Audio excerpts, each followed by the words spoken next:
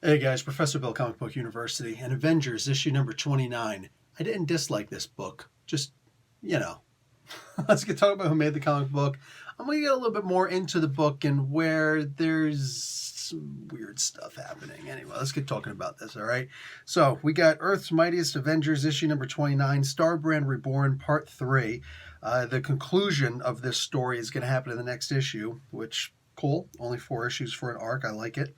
The Battle for the Brand is the name of this issue, by Jason Aaron, and the artists are Ed McGuinness and Paco Medina. The inks are done by Mark Morales, Ed McGuinness, and Paco Medina. The color artist is Jason Keith and, well, Jason Keith. The the letterer is VC's Corey Petit, while the cover is Ed McGuinness and Jason Keith. Variant cover by Emma Lupacino and Rachel Rosenberg. Okay, Jack Kirby and Stan Lee created the Avengers. So, a couple of cutesy things happen in here. Things where it's like, if we don't continue with this, well, then we're stupid, right?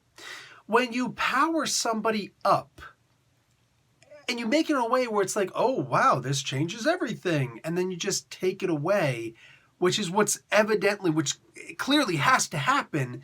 It's kind of pointless. Black Widow in this, she pulls out her suit from her butt, whatever, in the previous issue, and she's got this new Black Widow, the War Widow machine freaking armor, it's basically just a stealth armor, but it's got like some stuff on it. And she doesn't use a whole bunch of this stuff. She just mostly kicks people in the face.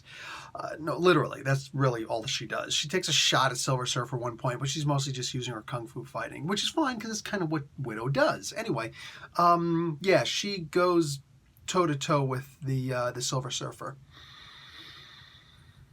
Listen, it's not even like that. She doesn't understand how the armor is actually used, because at one point when the Silver Surfer shows up, she's like, ooh, Tony. She's like making a prayer to Tony Stark, who's a billion BC right now. She's like, oh, Tony, I hope you put something spicy in here. Yeah, it sounds really cute. But I mean, when you actually think about it, really? Now, of course, she's going to have to lose this suit at some point. She's not going to stay the War Widow or whatever she is forever because, it just won't make sense, right? That's not the Black Widow we know. It would also be exceedingly stupid to have that War Widow costume, outfit, armor when the movie comes out. Because, when the movie comes out, that's what's probably going to get at least a couple of people, right? To come over and try and check out a Black Widow comic book. And I'm just saying, you should probably have a comic book with, not just a comic book with her in it, but like a Black Widow comic book when that comes out. And issue 1 would be nice also to get those new readers to jump on. And you should also probably have her as being the actual Black Widow that we saw in the movie, not this. So I'm just saying, it's pretty evident to me that the War Widow is going to have to go away at some point. Anyhow, she actually picks that fight with the Silver Surfer. He just comes down and he's like, hey, it's me. And I'm saying no. There is not one single moment where anybody on this team, not just Black Widow, but anybody on this team actually says, well, Silver Surfer, friend of the Earth, the person who went against his master and overcame his brainwashing and controlling stuff and all that. Why? Just why? Because you're saying stuff and we're saying other stuff and you're still saying the same stuff. You'd figure at some point we would say, why? Or at least you would say why you're doing what you're doing. But no, nobody wants to talk. They want to get a little bit of puff it. And it's always the same exact thing with these Marvel comics. This is one of the reasons why people like Sabretooth, people like Taskmaster, people who's going to be in the freaking Black Widow movie, people like Juggernaut. So many of the Marvel villains are absolute chumps. You know what the biggest fight in here was? Silver Surfer versus these guys. But Silver Surfer's not a bad guy. These guys aren't supposed to be bad guys. It always seems like the biggest problem with Marvel is evident right here in this book. Because right now, this month, there is no book that does it worse. I said this month, and I didn't mean, I meant to say this week. But I'll bet you I could say for this month also. Marvel doesn't care about their bad guys. For the most part, they don't care about their bad guys. They just want the heroes to be fighting each other. I mean, it's something that Stan Lee and Jack Kirby did back in the day, but not to the extent like this. I will go word for word, toe-to-toe with anybody who argues against that. I'm talking about, I'll go toe-to-toe against freaking C.B. Cebulski, who has more knowledge, Marvel knowledge than I do. I wholeheartedly admit that. But I'll bet you he would agree with me more than anything else. And I just wish that he would see that and see that it's enough. Can we actually have some bad guys? Do we always have to have the good guys are fighting each other until they see a common threat?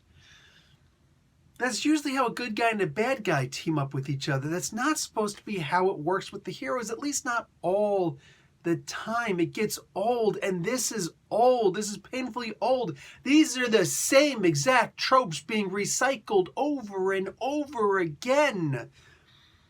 And I'm genuinely frustrated with this comic book. I am painfully frustrated with this comic book at this point.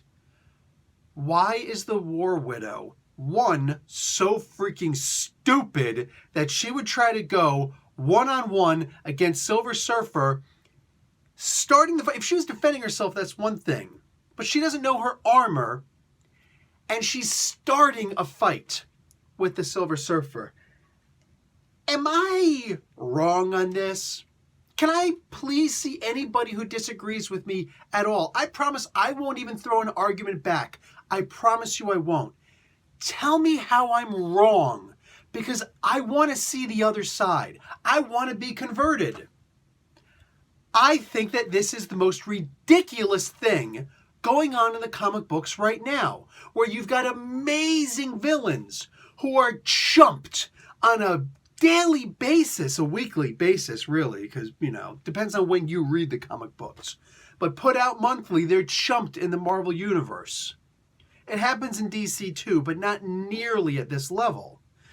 These guys are consistently being chumped, so that the only people they have to fight are each other. And for no reason whatsoever, nobody even bothers to ask why. Bruh, you look at the age of your audience right now. Even if a writer turns around and argues, or an editor turns around and argues, well, comic books have always been, listen, there's some things you can argue that comic books have always been like this. Comic books have always been political. Yes, 100%. But at this point, arguing that Marvel comic books have always been hero versus hero, no, not to this extent. No, they have not. And I'm actually starting to get frustrated with the idea that alls we get is this. Hey, I need to do something. Well, I need to do something too. And since you're apparently saying no, pew, pew, pew. And then you try and talk, oh, I'm not your enemy, man. Hey, stupid ass. You freaking shot at me. Not only are you my enemy, you're the most ridiculous freaking character on the face of the planet. Hey, can't wait to see your movie. That's, by the way, only the first couple of pages. The comic book continues. Yeah, Black Widow, like, here's people talking about it, there's these three guys who are talking about, together we're super awesome. One of the guys like, it took 17 Shi'ar Imperial guards to take me down. But Black Widow in this stupid suit is able to take him down in a heartbeat. A suit that she clearly hasn't tested before, because she says, gee, Tony, hope you got something spicy in here. That needs to stay in context.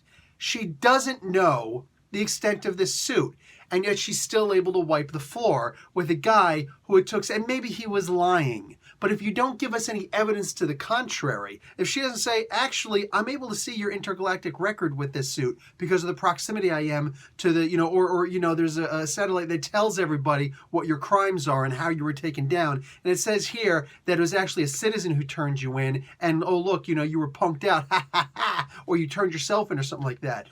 For all we know, we have to take this guy at his word. 17 Imperial Guardsmen, but Black Widow is tougher than all of them. I loves me some Black Widow, but I hate me a stupid story. And this particular element here is just stupid. This freaking kills me, man. This stuff just crushes my soul as a comic book fan. So Blade is now super uber powerful with the boy thing, the man thing, child thing, whatever. All right, he's super powerful. It's taken over his body like some kind of a freaking Venom symbiote now. Cool. So man thing is now a symbiote host of some sort, a parasite. It's a cute idea, but then it's always going to get to the point where it's like, okay, so why doesn't he just use this all the time? Oh, because it burns when I use it.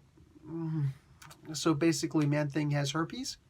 Or he's giving you herpes? Is that... Because that's what I'm understanding from this. It's like, oh, it burns like crazy. If it hurts so bad, why are you standing there having a freaking conversation? Meanwhile, there's a Silver Surfer. Because make no mistake, I can understand. I'm 100% along with the idea that Man-Thing, even Boy-Thing, who's the guardian of the nexus of realities, and his whole purpose of his power set is two things. One, anything that knows fear burns at the touch of the Man-Thing. Yes. Also, he is as powerful as he needs to be for the threat in front of him. Yeah, the Marvel Incoming and the Black Mask guy that they're showing all the time, he's not the first guy that's ever been the case with. You know what I'm saying? Man-Thing has always been the guy who, oh yeah, if I'm fighting a regular human, I'm going to, take you down because, I'm a little bit stronger than you. But if I'm fighting the Hulk, oh, I'm just as strong as you. I can go toe-to-toe with you. Because that's what it calls for. And we've never seen a limit. The whole idea, we've never seen a limit to the Hulk's strength. We've never seen a limit to the Man-Thing's power set. I'm totally behind this. But the idea that he's able to burn the Silver Surfer, and he's like, ah, like that. But Blade can take the pain. And War Widow too, by the way. Oh, it's melting my arm. Well, then how are you? Also, this crap happens. Yeah, Silver Surfer can plug himself into his car. It's not magical anymore. It's tech-based. His car is now tech-based. They took away the Uncle Eli thing and made it into something else. I'm sorry, kind of ridiculous. And now he plugs himself in to heal, and he goes into a freaking healing coma. So the car is the source of his power, and it's obviously tech-based. Because I've never seen a wire in magic before. I don't know what Jason Aaron is trying to sell us. I don't know why he's sitting here. For the life of me, maybe you're loving this comic book and I've got nothing against you. But I try to visualize the writer sometimes writing things like this. And I'm wondering, is he doing this, the thing that Brian Michael Bendis, does where he's just like, ha, the kids are going to love this. Ha, ha, ha, ha, ha. Because I swear to God, this is the most ridiculous stuff possible. This stuff is made for kids, but meanwhile, it's not being sold to kids. This is the regular line. Listen, maybe Marvel should consider putting Jason Aaron on one of the kids' books. Have him write for the IDW series. No, it's cool. I'll be okay with it. I'll explain it away. We'll be cool. Why doesn't he write for the Golden Book or something like that? Why doesn't he do something like that at this book? Because I don't see anything that happens in here make sense.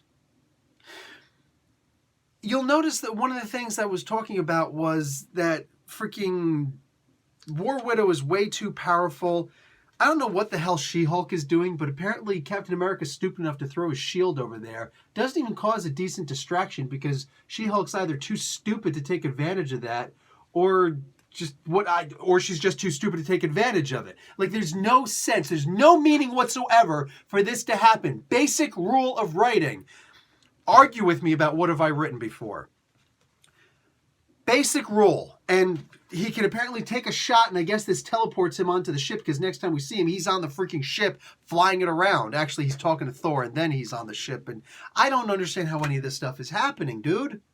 I don't understand how any of this stuff in this comic book is happening because it's happening too fast, it's too much, it's too soon. I made the comment that it's like the Justice League book, and the Justice League book sucks right now. It sucks. There's some great moments in it, but great moments don't make a great story, doesn't make a great comic book, doesn't make a great run, doesn't make a great arc, it doesn't make a great anything. It just makes a great moment. The one character who should be absolutely wrecking house against the opponent that she's fighting is this one right here. Captain Marvel. whose number one power is not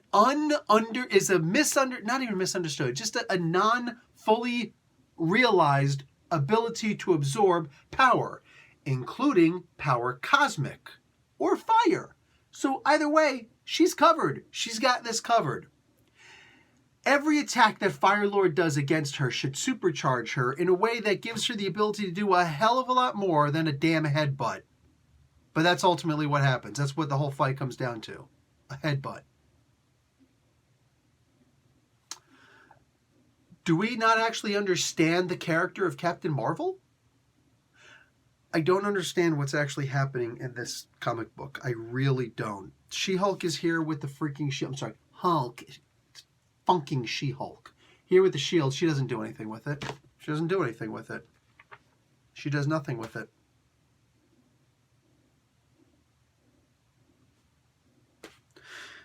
I don't know what this comic book is supposed to do.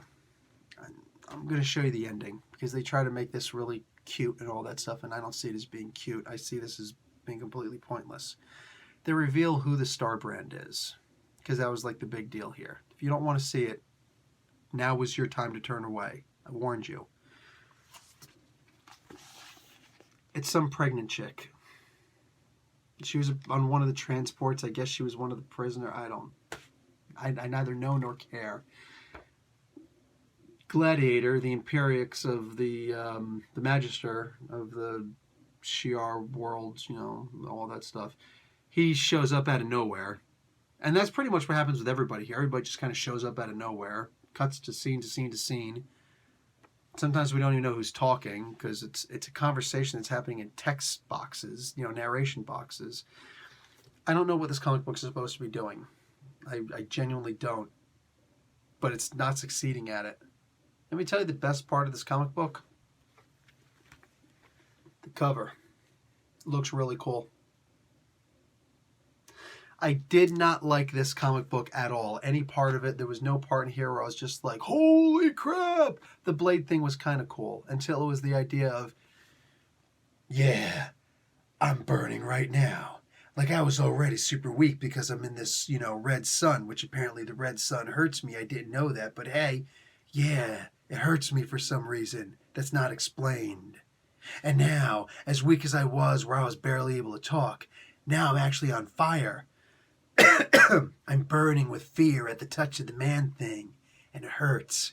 But I'm going to stand here and I'm going to exposition. Oh, and by the way, here's a weapon. Hey, let's have a further conversation about the weapon I just gave you and how it's melting your armor. I think somebody's been watching too much Dragon Ball Z. Because the whole premise of Dragon Ball Z is that you have to suspend everything that you know about the world, about physics, everything, and actual human conversation, interaction, socialization. You have to just suspend it all. And just watch this and be like, dude, this is so absurd, I love it. Welcome to the Dragon Ball Z of comic books. The worst part of every single episode exists inside of this solitary issue alone. This is terrible. Guys, if you like this review, show it by actually giving a like, please, because I'm thinking I'm not going to be reading this comic book anymore. But if I get, I don't know, enough likes, I don't know how many views I'm going to get, but if I at least get a good portion of likes compared to the number of people who are watching the video, and I'm saying this at the end for a reason, and then let me know, because it's for the people who will watch a video all the way through that I'm doing this in the first place. So yeah, by all means, please, number of likes, that's going to determine if I review issue number 30, because otherwise I don't think, this issue is so bad to me, I don't think I want to read the next issue. I don't think I want to read the conclusion. I honestly just don't think I care. I'm honestly just waiting. One day Jason Aaron will be off of this book, because I don't think he gets the Avengers. He's making this, he's trying to emulate Scott Snyder, but he's trying to emulate a guy who we didn't like. For the most part, we just didn't like his run. It was just too crazy, and he was able to temper himself, and Jason Aaron didn't seem to get the show notes for that. Yeah, I'm not digging this. It's too out of control, and I just don't think he really, honestly, I don't think he understands the characters here. I just don't. So there's that. Anyway, guys, I'm done. Professor Bill, Comic Book University. Class dismissed.